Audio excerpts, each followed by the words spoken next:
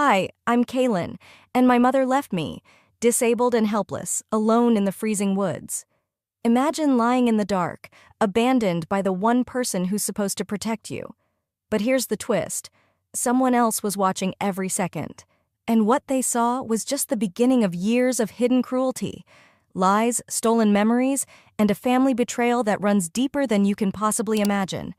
Before I reveal who that mysterious stranger was and how my silence finally shattered, tell me, what time is it where you are right now and where are you watching from?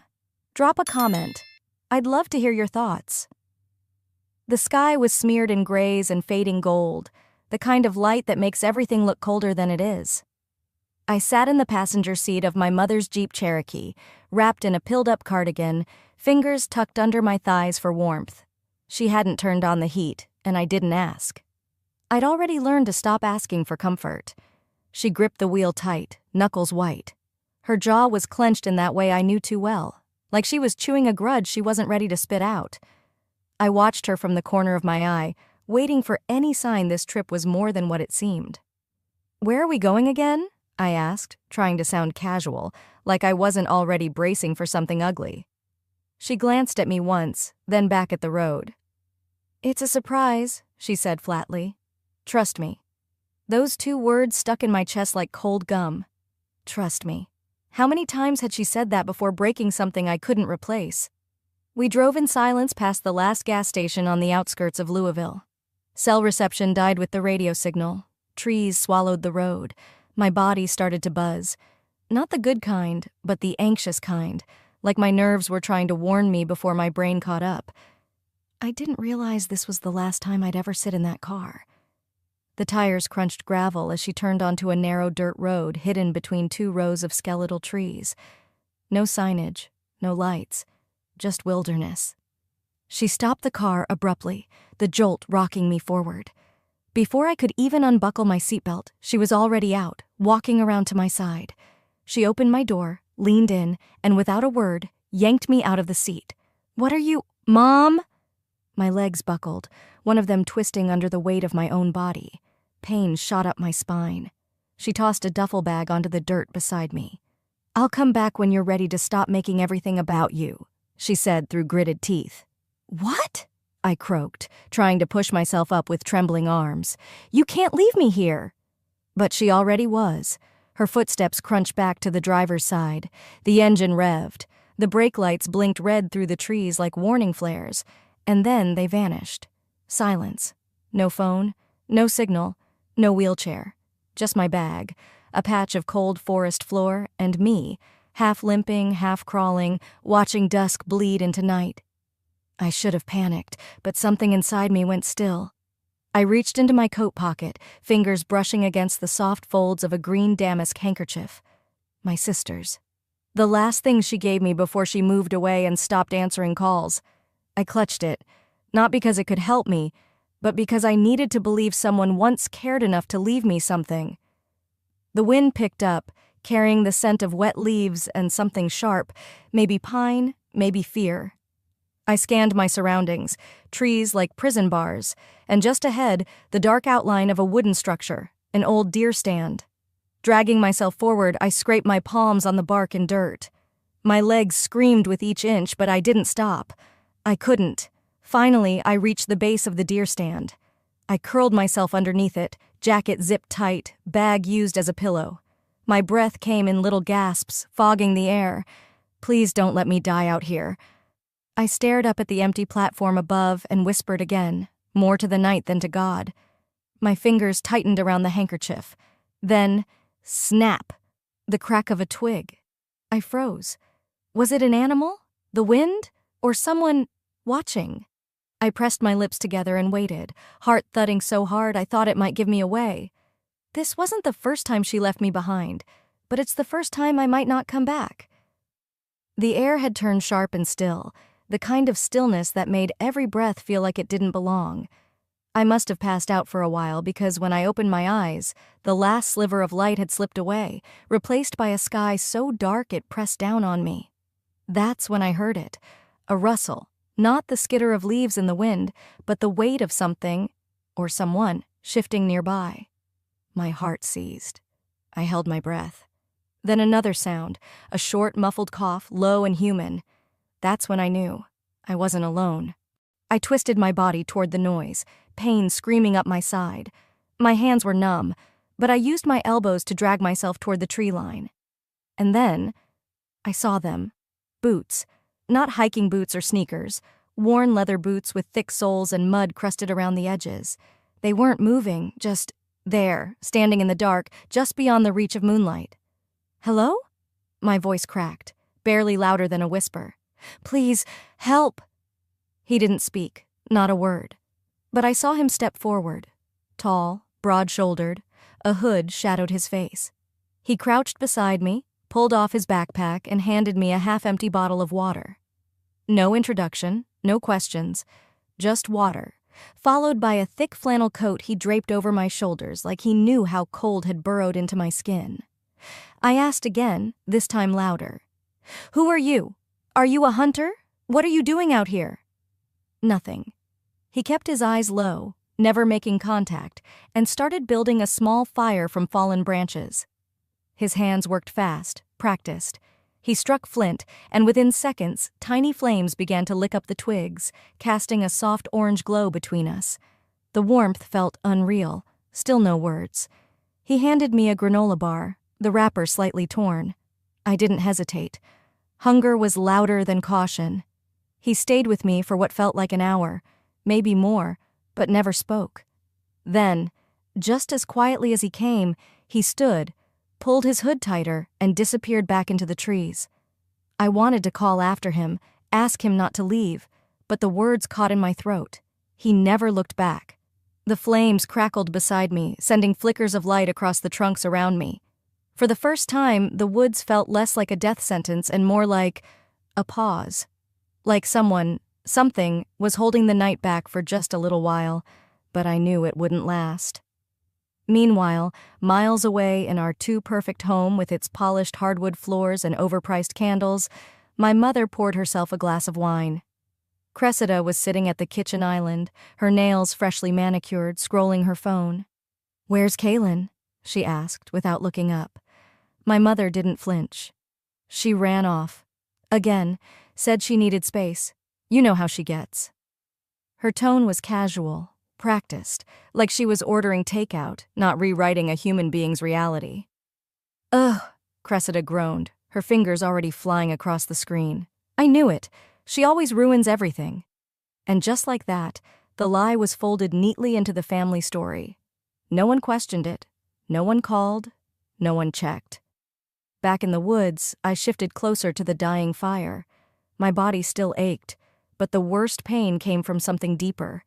From knowing that my mother hadn't just left me to freeze. She'd erased me. Not physically. That would have been easier. But with a single sentence, she ran off. She turned me into the unreliable one again. The difficult daughter. The problem. I wrapped the flannel tighter around me and stared into the embers. For the first time, I realized this wasn't just about survival anymore. I wasn't just fighting cold or fear. I was fighting the version of me they'd created, the one they'd feed the world to make themselves feel better. The fire burned low, but something inside me had started to flicker too, and I wasn't ready to let it die. The birds stirred first. Their wings fluttered in the trees above, calling out to the morning with sharp whistles and clicks. I stayed still under the coat the stranger had left, still wrapped in layers of silence, smoke, and unease. The fire had died sometime before dawn, but the embers were warm enough to remind me I was alive. My limbs ached from lying on the forest floor, my ankle throbbing with a dull insistence every time I shifted. The man hadn't returned. I wasn't even sure he'd been real. My stomach groaned for something more than a protein bar.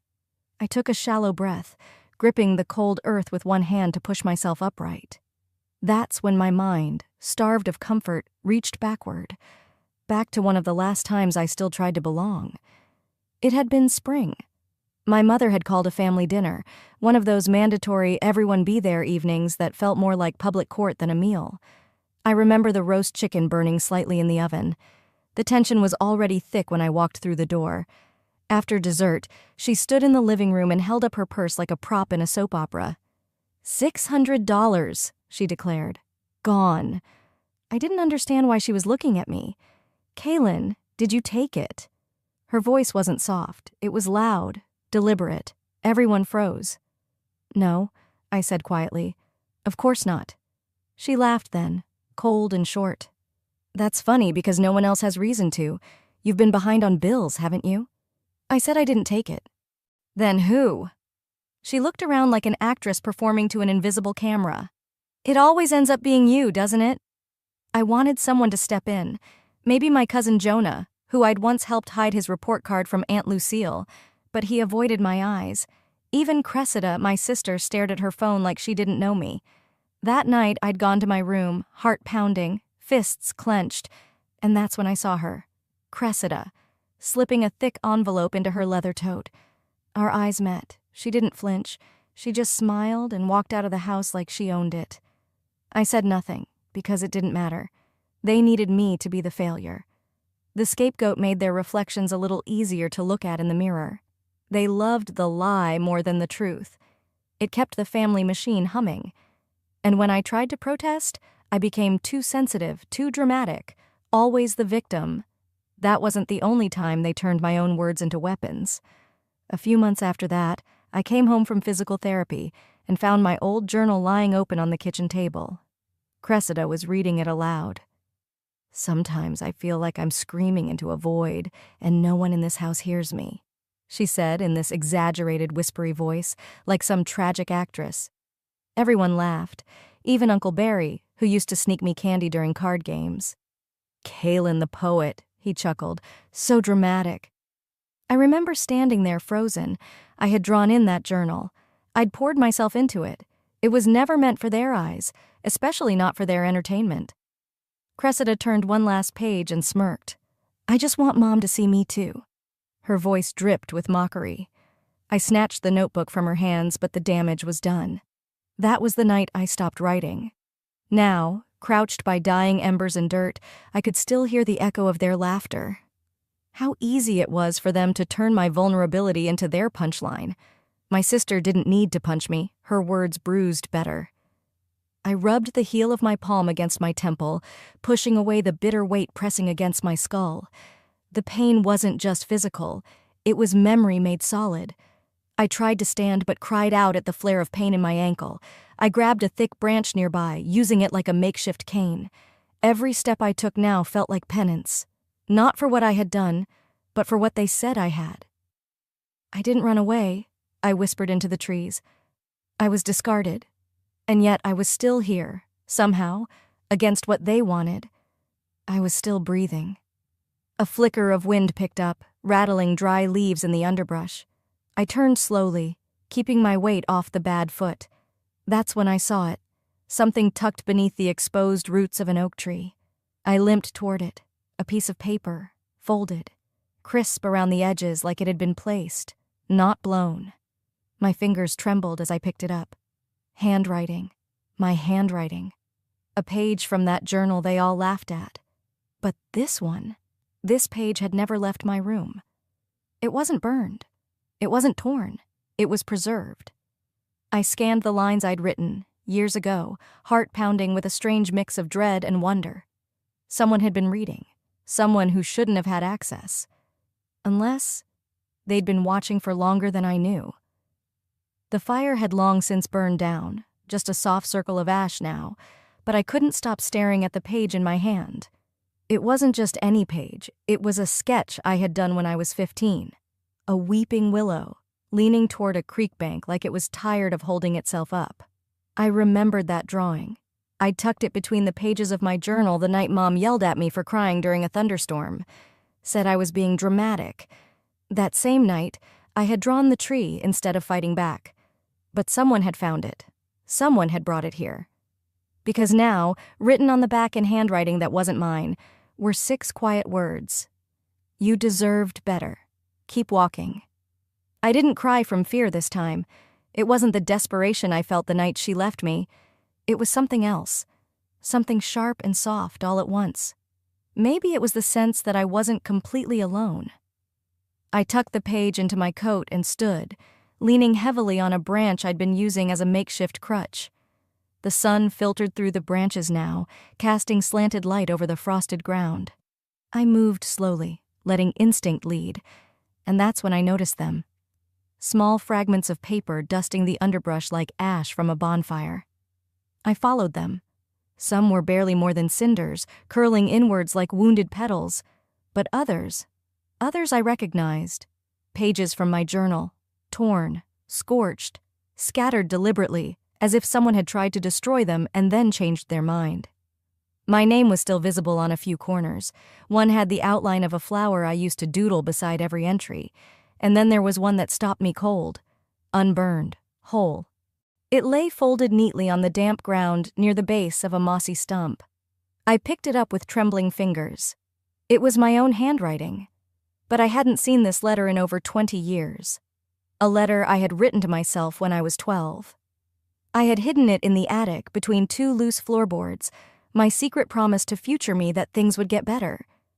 "You are not invisible," it read in my uneven middle school scrawl. "You matter, even if no one says it." I sank down onto the stump, clutching the page. Who could have found it? Who would know to bring it here now? Someone was leaving a trail. Not to hurt me, but to remind me I still existed outside their story. I pressed the paper against my chest, whispering the words like a chant. I am not invisible. When I looked up, I noticed a narrow path threading through the woods, partly covered by fallen leaves and broken branches. Something told me to follow it, and I did, limping slowly, wincing at every step. About a quarter-mile in, I saw it, an old ranger station, half swallowed by vines and sagging at the roof. The door was hanging off its hinges. Inside was dust and damp rot, but against one wall sat a crate, and on top of it, a laptop, old, scratched up, but powered, thanks to a solar charger plugged into the window. The screen was still on. I stepped inside, cautious. The air smelled like mildew and pine. On the screen, a blog dashboard was open. I blinked. My name was typed into the search bar. Posts filled the feed, anonymous, but eerily familiar. She was never weak. They just needed her to be. They called her dramatic when she told the truth. Each post was dated, one from 6 months ago, another from last November, and every single one knew things I had never said out loud, but had written once in my journal. I felt my breath catch. Someone had been watching long before I was left out here. Someone had read my words, and they weren't mocking me. They were documenting me, defending me. One entry said, "If no one listens to her story, I will. I'll remember every page they tried to burn." My mind raced. I thought about the quiet boy who used to volunteer in the high school library with me. He always asked about poetry. He never laughed when I told him I loved drawing trees. I never even knew his name. Was it him? Was he the shadow I'd seen near the fire? The air shifted. I turned toward the broken window. Boot prints, fresh and deep, led toward the stream that cut through the woods. They weren't mine. I stepped outside again, heart pounding. On the other side of the clearing, just beyond the tree line, something moved. A figure. Watching. I didn't feel fear. Not this time. I took one step forward, then another. Not away from the unknown. Toward it. Because whoever they were, they had seen me. Not the version my family crafted. Not the unstable sister or the burden. Me. I gripped the old letter tighter, letting it remind me I wasn't invisible anymore. I didn't wait. I moved. The page with the scribbled handwriting still clutched in my hand, I followed where the shadow had disappeared, down a slope cluttered with leaves, through trees that felt older than time. Every step burned, but I welcomed the ache. Pain was the only thing that still told me I was alive. The forest thinned gradually, the sky opening to a hazy late afternoon light. Birds called somewhere above, their songs sharp and indifferent. And then, almost without realizing it, I saw pavement, cracked asphalt, sun-worn and peppered with pine needles. Civilization. I stumbled toward it like a ghost out of a forgotten fable, dragging my right foot as I limped down the roadside. Signs of life emerged, a fence, a mailbox, a gas station with one flickering neon light, and then, just ahead, a small-town diner. Warm light glowed from inside. People sat in booths, silverware clinked, laughter spilled onto the sidewalk. And that's when I saw them. My breath stopped, truly stopped, as if my lungs had been punched. There, in a booth by the window, sat my mother. Her hair perfect, her nails glossy around a wine glass. Next to her was my stepfather, chuckling as he shared a joke with my brother and Cressida, who tossed her head back laughing like she hadn't just signed my silence. They were sharing fries, like I didn't exist, like they hadn't left me to die in the woods 2 nights ago. I stood frozen outside the glass. I couldn't hear them, but I didn't need to. Their body language spoke loud enough, shoulders relaxed, eyes lit up. My mother reached for another bite. My brother scrolled on his phone. No one looked even slightly shaken. Not a single worried glance around the restaurant. No sign of grief, panic, or even a missed text. They hadn't reported me missing.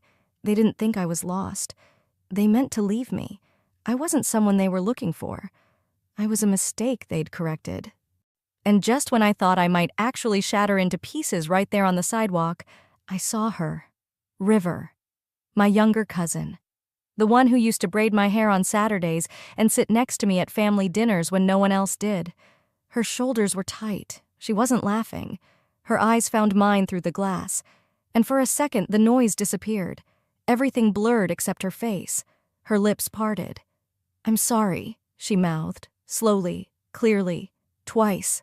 My heart thudded painfully.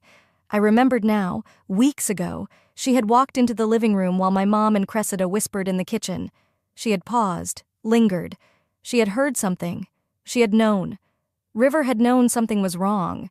She'd seen the plan forming. She may not have known how far they'd go, but she had heard enough.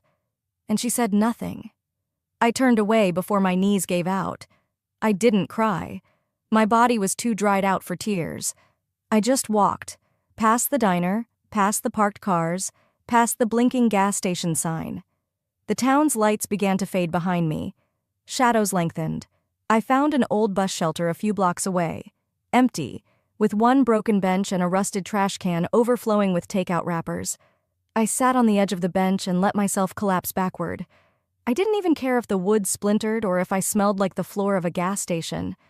I stared straight up at the pale sky and whispered, "Maybe they're right. Maybe I should disappear. Let them win. Let them rewrite the ending however they want." But I didn't move. Not for an hour, maybe more. I thought of the journal page, the trail of ash, the messages I'd found on the blog. Someone had been watching.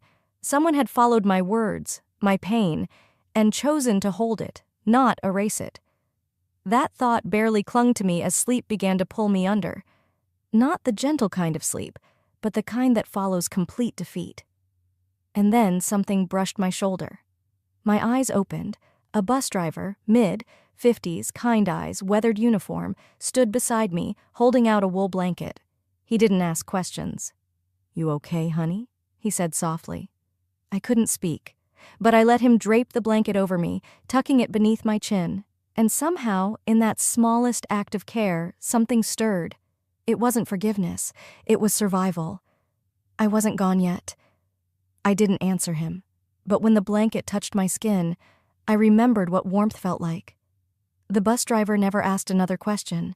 He simply nodded once, tucked the blanket tighter around my shoulders, and walked back to his seat. I stayed there until dawn crept through the glass walls of the station, casting the world in gray light. I could have stayed there longer, maybe forever, but something inside me had stirred last night, and it hadn't gone out. He had pointed me toward a women's shelter just a block away. I shuffled there at sunrise, trailing the blanket like a child with a lost toy. The woman at the desk offered me oatmeal and a shower. I took both in silence. I didn't give my real name. I wasn't ready for the weight of Kaylin again. Not yet. By mid-morning, I was walking through a town I didn't recognize. The buildings were quaint. Wood-paneled storefronts, faded signs, planters spilling over with mums. I didn't know where I was, and it didn't matter. My feet carried me like they knew better than I did. I passed a coffee shop, a thrift store, then a narrow brick building with tall windows and a hand-painted sign, The Bookmark. Something about it made me stop. I stepped inside. The scent hit first. Old paper, worn leather, dust, and time. It smelled like the quiet parts of my childhood. An elderly man behind the counter looked up from his crossword. "Cold out there," he said kindly, his voice like a worn blanket. I nodded. "Just browsing." He squinted. "You're Kaylin, right?" My blood froze. "I'm sorry," I said too quickly. "You must be mistaking me for someone else." But he was already walking toward the back room. "Your father," he said over his shoulder, "asked me to give you something, if you ever came through." I wanted to run. My chest ached, my feet itched to turn and bolt, but something rooted me there. The man returned, holding a battered parcel wrapped in brown paper and tied with frayed string. "He brought this in just before—" He didn't finish. He didn't have to. I took the package with trembling hands. My name was scrawled across the front, in handwriting I'd never seen in person. "To Kaylin, for when you're ready." I tore it open right there in front of the counter. Inside was a journal, the leather cracked and soft with age. I sat on a bench beneath the front window, cradling it in my lap. The first page was a letter. "Kaylin, if you're reading this, then I hope you've found your way back to yourself. They took so much from me. I tried to fight. I tried to reach you. I hope this is how I finally do." I flipped through the pages, dozens of them. His handwriting slanted and restless. Letters to me, birthday messages, thoughts, sketches of a willow tree I used to love. He had tried to contact me for years. There were court transcripts, records of blocked calls. One entry. "She's being hidden from me. Her mother says she's not ready, but Kaylin deserves more than silence." Tears fell onto the pages, making the ink blur. In the far corner of the store, I curled up with that journal like it was the only solid thing left. I read every word. I clung to them. This man, my father, had seen me, maybe never in person, but in spirit. He had never stopped looking. I stayed there for hours. The clerk didn't rush me. When I finally stood, I felt different. Still bruised, still angry, but less alone. There was something sacred about knowing I'd been loved by someone who'd never gotten the chance to say it out loud. Someone who tried, even when no one believed him. Even when my mother made him disappear from the story. I walked out into the street, the journal held tight to my chest like a secret. Across from the bookstore, I spotted a small cafe. My stomach growled, but it wasn't just hunger. It was need. This time, I walked in. I ordered a cup of tea, sat near the window, took out the tiny notepad I'd stolen from the shelter and wrote 3 words: "Start over. Remember." 2 weeks later, I stepped off a regional train just outside Seattle, wearing a thrift store coat, a scarf that didn't match, and a name no one had ever called me before. I rented a cheap studio on the outskirts with what little I had saved from working part-time at a print shop in the small Washington town. I didn't talk to anyone about my past. I barely talked at all. But every night, I painted. And every morning, I looked at the canvas and told myself, not yet, not until the story was ready. Now it was. I had submitted the piece under the name KH49 to the curated anonymous gallery for emerging artists. I didn't care about selling it. I cared about what it said, because the canvas spoke louder than I ever had. It was a girl behind a glass wall, her hands pressed flat, her mouth open in a scream no one could hear. The name of the piece, The Forgotten Room. I stood in the back of the gallery, arms crossed, hidden behind a post of promotional flyers. My hair was longer, my walk less limp. No one looked at me twice, until they walked in. Cressida, heels too high for someone trying to look relaxed. Mom, wrapped in one of her ivory shawls, the kind she wore to PTA meetings and court hearings depending on what image she needed that day. They didn't see me, but I saw them, and I waited. They made their rounds, laughing at abstract pieces, whispering about artists they didn't know, judging like they always did. Then they stopped in front of my painting. Cressida tilted her head. Weird. Feels familiar. Mom chuckled without pause. These sad artists think silence is a personality trait. Her voice echoed louder in my ears than it did in the room, because it was the same cadence she'd used the night she pulled me out of that car. But this time, I didn't flinch. I didn't look away. The gallery host stepped up to the microphone.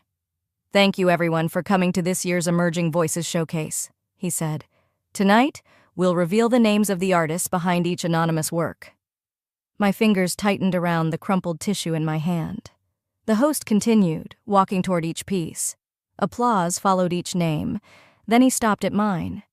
"And this," he said, "is The Forgotten Room by Kaylin Halverson."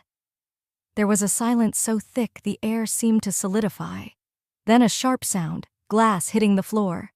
Cressida's wine stem rolled toward a nearby wall. Mom's mouth hung open, words forming but never arriving. I stepped out from the shadow. I didn't wear a smile. I didn't need to. "You told me no one would ever listen to my story," I said. Tonight they stared at it for 20 minutes, and not one of them looked away. Murmurs swept the room. Not one person moved. Cressida's eyes locked on mine, no longer sharp, now pleading. Mom's cheeks flushed, not with embarrassment but rage. Because I had broken the script. I had spoken without her permission. But I didn't stay to hear her response. I turned and walked out, my boots tapping softly against the polished floor, step by step, until the doors closed behind me. Snow had started falling. Slow, heavy flakes that clung to my coat. For the first time, I didn't feel like I was hiding. I wasn't running either. I had stood still, spoken truth, left a mark. Some stories didn't need to scream. They just needed to be seen. I came back to my tiny rented room with the intention of disappearing again. No phone calls, no gallery follow-ups, no more second chances for people who had already written me out. I dropped my bag on the floor and fell into the chair by the window, thinking it was over. I had told my story in the only way I knew how, without names, without confrontation, without screaming. But the world has a way of responding when you stop asking for permission. The first email landed around 7 a.m. subject line. "Thank you for painting what I couldn't say." Then another, and another. A therapist in San Diego asked if she could feature my piece at a trauma fundraiser. A legal advocate from Portland wrote, "If you ever need counsel, pro bono of course, just say the word." But it wasn't just professionals. It was students, mothers, people who had been silenced by someone they trusted. "Are you the Kaylin?" I didn't answer them right away. I just scrolled. And then, the TikTok. Someone had filmed the reveal. The clip was barely a minute long. My painting, my name being read out, the silence that fell, the wine glass that shattered. It went up with a caption that read, "Daughter paints her trauma. Family stares, unaware." In 48 hours, it passed 1.8 million views. Comment after comment piled up beneath it. "She didn't paint this, she bled it." Her mom just stood there and laughed? Disgusting. This is why we believe the quiet ones. I didn't cry, I didn't smile. I just stared. And then the emails shifted. A journalist from Seattle Ledger, an old art teacher, my former high school counselor. But the one that chilled me came from someone unexpected. "You should know, Child Protective Services just reopened a file. You might be contacted." Attached was a scanned photo. Me, 12 years old, arms crossed at the edge of a school hallway. I remembered the day. My mother had accused me of cutting class. I hadn't. I was waiting for the nurse to clear me to return to gym. Apparently, someone had been watching even back then. My hands trembled as I reached into the back of my drawer and pulled out an old device, my high school iPod, duct-taped and half dead. I charged it overnight once I got it working, scrolled through the voice memos and found it. April 14th. Porch. I hit play. "You're not mine anymore. You're just weight. You think you matter? No one ever cared." Her voice. My mother's. Raw. Unfiltered. I had recorded it without realizing, probably trying to record a song. But I had kept it. Out of fear, proof, or just habit. I posted it. No caption, no tags, just a black background and the date. By evening, my inbox overflowed. And then came the knock. I thought it might be River, my cousin, or even my sister, face full of rage. Instead, a man with wire-rimmed glasses and a press badge introduced himself. "Seattle Ledger," he said. "May I ask about The Forgotten Room?" I shut the door gently. My sister called the next day. Her voice was sharp, like always, but behind it I heard something unfamiliar. Panic. "You had no right, Kaylin. No one knows what Mom was going through." "She was going through me," I said, and hung up. That night, the gallery updated their social media. Under the image of my painting, they posted, "We stand with survivors. The Forgotten Room will now hang permanently in our Seattle South branch." I didn't repost it. I didn't need to. That evening, as I sat by my window watching the last bits of winter disappear from the rooftops, I felt something shift. Not inside me, but in the air around me. The cold that used to sit like a stone on my chest had moved. It was in them now. My mother, my sister, the people who had built their comfort on my silence. And then, another knock. I hesitated before opening it. On the porch was a girl, maybe 15, thin, awkward, her hair tied back too tightly. She looked terrified. "I saw your painting," she whispered. "My mom. She says things like that too." I didn't ask for her name. I didn't ask if she needed help. I just opened the door a little wider and stepped back so she could enter the light. I had spent the entire morning with my hands in clay. It was quiet in the small rented studio above the bakery, just the hum of the fan and the occasional creak of old wood. I liked it that way. Silence now felt like something I earned, not something that smothered me. The kiln hissed softly, sealing in what I had created. A phoenix, porcelain white, one wing cracked, perched on a charred branch. I didn't sculpt it to be beautiful. I sculpted it to be real. I glazed it with ash from the forest, sealed the fracture in gold. That tiny crack, I left it visible on purpose. When I placed it beside the Forgotten Room in the gallery's newly dedicated wing, I added a single line beneath the label.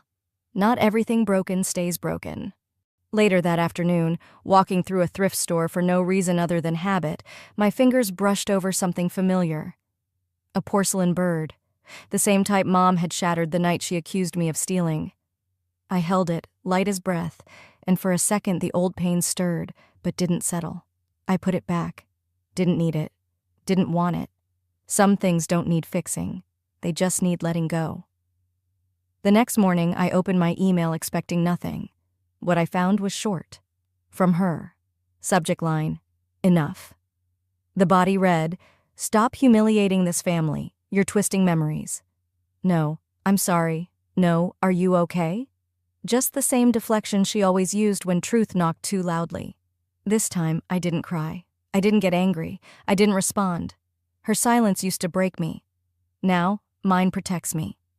I closed the email and opened another. It was from a nonprofit in Oregon that hosted healing through the arts. They'd seen my work. They offered me a chance to lead a group for children, kids who'd survived homes like mine. I didn't hesitate. 3 weeks later, I stood in a modest community center in Eugene. 15 children sat before me, some wide-eyed, some avoiding all eye contact. One girl, maybe 7, drew a crooked little house. I knelt beside her. "Is this where you live?" I asked gently. She nodded. "That's me, hiding behind the fridge." The air caught in my throat, but I didn't let the tears rise. I handed her another brush. "What would it look like if you came out?" She stared at the blank side of the page, then dipped her brush in yellow. She painted a sun, clumsy and bright. That evening, I left the center as dusk draped the street in soft lavender. My phone buzzed. It was an email from my old social worker in Seattle. Subject, "You made it." She wrote, "I just saw the Seattle Ledger piece. I always knew you'd rise. Thank you for never letting them define you." I didn't reply, not because I didn't care, but because there was nothing to add. I slipped the phone back into my pocket and looked up. The sky was bluer than it had been in weeks, air lighter in my lungs, and for the first time in years, I breathed without permission. Sometimes, the people who silence us the most are the ones meant to love us loudest. Kaylin's journey reminds us that healing doesn't always begin with an apology. It begins the moment we stop waiting for one. Have you ever had to walk away to protect your own peace? Tell me in the comments. I read every one. Don't forget to subscribe for more real stories that hit close to home.